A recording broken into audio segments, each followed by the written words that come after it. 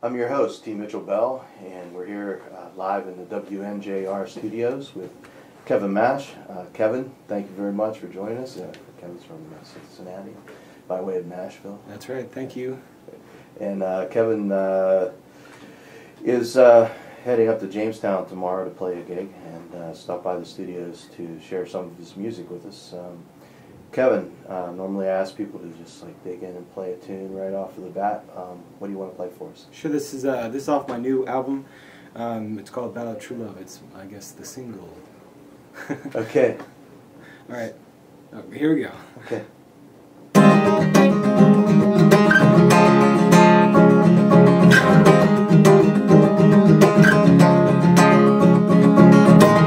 Tonight the moon shines bright. Tonight the moon shines bright. Stars falling from the sky. Winds blowing through your hair.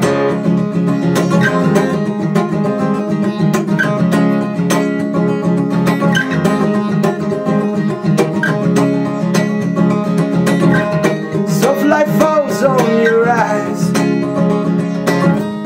Hands falling to our side. Just like love can fall in time. Our heaviest heads, oh, they're hanging with all our troubled mind. Hold my head and hold my face. Hold my hands, my lips, and hold the world in your embrace. My love, oh, rescue me, my love, oh.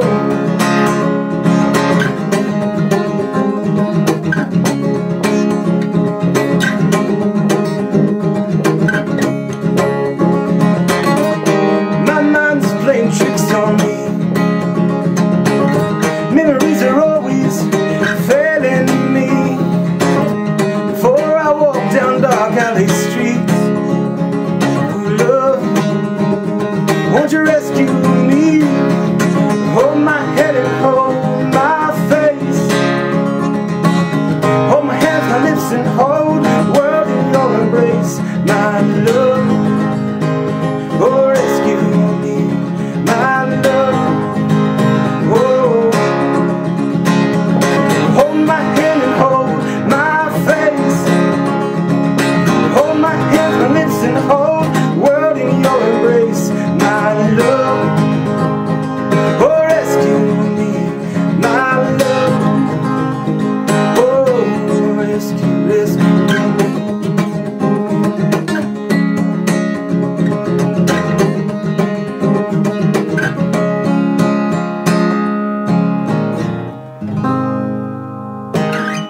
Yeah, I like it, man. Thank you. Is that on your new CD or your Yep. latest CD? Yeah, it's called The Love EP.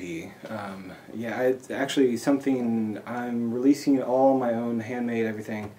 I released it just before Valentine's Day, so it's a little bit after the fact, but you know, love is all year round, really. Should be, yeah. You do it right. On a good day, right? Yeah. I was just listening, you know, I listened to your stuff online, and, you know, I was really, we have a lot of the same influences when, you know, reading of your bio here, and what got me into songwriting, same type of stuff, but, I looked, I didn't see this before, but I heard the David Gray there. The influence. Oh, yeah. But your voice is very similar quality, and I didn't even see that in your bio. Oh, thanks. And no, but I was just sitting, I was listening, and it's like, this reminds me of it without all the techno kind of like you know, drum machine type of stuff. More the this guitar style that you're playing is kind of almost like it sound like hammer-ons or something that you're playing. You know? Like, anyway. Well, thanks. It's funny. I was in New York, and there was a couple in the audience. They're like, you know, I don't mean this to offend you, but you sound a lot like David Gray. And I love David Gray. And then another person was like, I hate David Gray. So it's like I like him. Yeah, I do too. Yeah. I mean, he makes great songs. But it was just funny how like people, either you love him or you hate him. You know, I think Jack Johnson's like that too. You know, I talk to a lot of people and they're like, I love Jack Johnson. I can just put him on and have a relaxing day, and other people just say, I hate Jack Johnson. All of his stuff sounds the same. You know, so... Well, music is subjective, you know. Oh, yeah, definitely. It's like food, you yeah. know. I like... Everybody likes pizza, but I don't know if I want to eat it all the time. Yeah. No, I think I could. I could eat pizza all the time. So we were talking a little bit before the show, and you're a barista at Starbucks, yeah? I am, yes. Cool, that's your part-time gig. Yep. This is my other part-time gig. Okay, cool.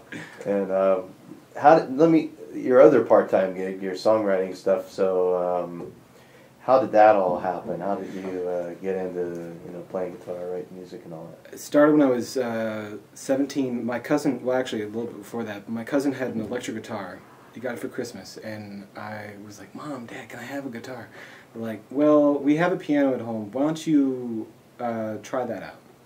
So I tried it out, and like within first, I don't know, day and a half or something, I learned my first song. I was like, great, now can I have a guitar? They're like, no. And so I stopped playing piano, but I kept saying, can I have a guitar?